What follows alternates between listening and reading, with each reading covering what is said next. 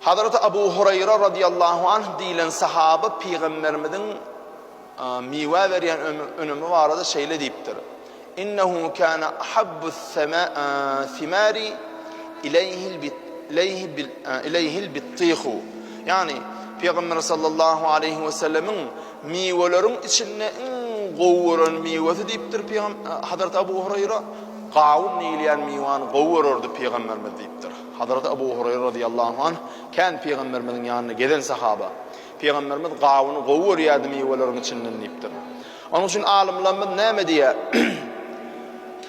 Siz hemişe qawuny özüňizde bir teberrük edin. Yani hemişe bir iýilýän bir zat edin özüňizde qawun niýilýän miwany. Qawunna cennetten bir qatra vardır. Yani cennetten bir damja vardır.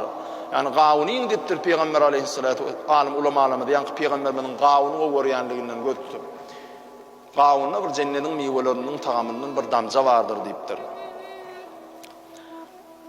Hatta alim ulamalarymyz aýdýar, qawuny satyn alanda diýipdir. Şu ayet-i kerimeni okap satyn al diýipdir. Auzu billahi mineşşeytanirracim. İnnel bakara teşabaha aleyna ve inna inşaallahu lemuhtedun.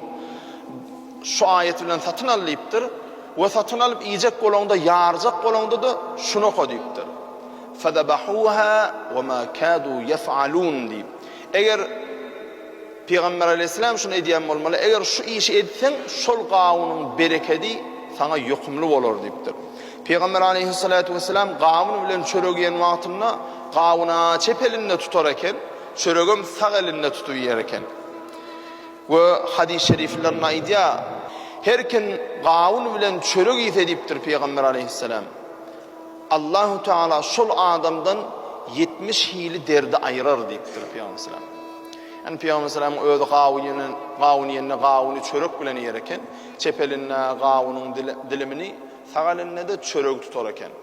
We qawunyň düýbünde zat goýman iýmeller, paçagyndan estilje goýup ýüzüniň tüýjerini iýmeller. İsraf bolýar, israf etmänjik iýmeli. Eger şeýle de bilse diýipdir çörek bilen qawuny, Peygamber sallallahu aýdypdyr. Onda 70 tane derdin dermandyr şol diýipdir.